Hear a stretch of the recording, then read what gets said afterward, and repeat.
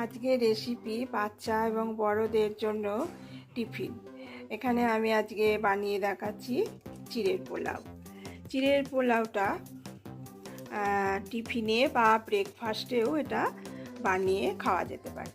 এখানে মিডিয়াম সাইজের চিড়ে নিয়েছি। চিড়েটা ভালো করে ধুয়ে মিনিট 15 ভিজিয়ে রাখতে হবে।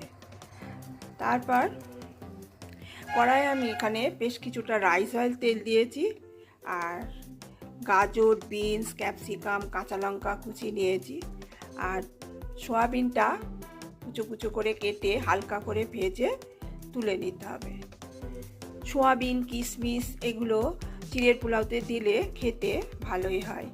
দিয়ে দিলাম তেজপাতা, দারচিনি, লবঙ্গ আর ছোটো এলাচ। এবার গাজর, বিনস, ক্যাপসিকামটা দিয়ে ভালো করে ভেজে নিতে হবে। কোনো সময় কিছু খেতে ইচ্ছা করলে এটা চটজলদি বানিয়ে নেওয়া যেতে পারে, আর খেতেও এটা খুব ভালো হয়, পেটও ভরে। বাচ্চারাও এটা খুব পছন্দ করে, বড়রাও পছন্দ করে। দিয়ে দিলাম 2 চামচ আদা লঙ্কা বাটা, অল্প একটু কালারের জন্য হলুদ, জিরে গুঁড়ো, পরিমাণ মতো লবণ, আর এখানে অল্প একটু নারকেল কোড়া দিয়েছি। নারকেল কোড়াটা অপশান, থাকলে দেবেন, না দিলেও এটা কোনো খারাপ খেতে হবে না।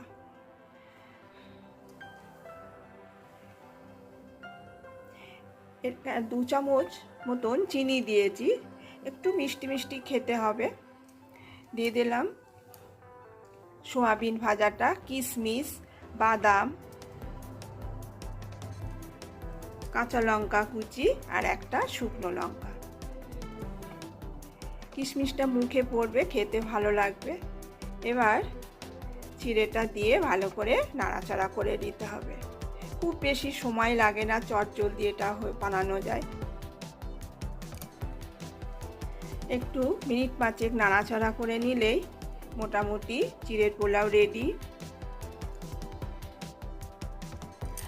দিয়ে দিতে হবে ঘি। চিড়ের পোলাওতে ঘিটা হচ্ছে মাস্ট। ঘিটা দেওয়ার জন্যেই এটা কিন্তু খেতে আরও সুস্বাদু হবে। আর দিয়ে দিতে হবে গোলমরিচ গুঁড়ো। তারপর ভালো করে নাড়াচাড়া করে নিলেই চিড়ের পোলাও রেডি। এইভাবে একবার বানিয়ে ফেলুন। টিফিন, ব্রেকফাস্ট বা কোনো সময় কিছু খেতে ইচ্ছা করলে এইভাবে বানিয়ে নিতে পারেন। কমেন্ট করে জানান কেমন হয়েছে।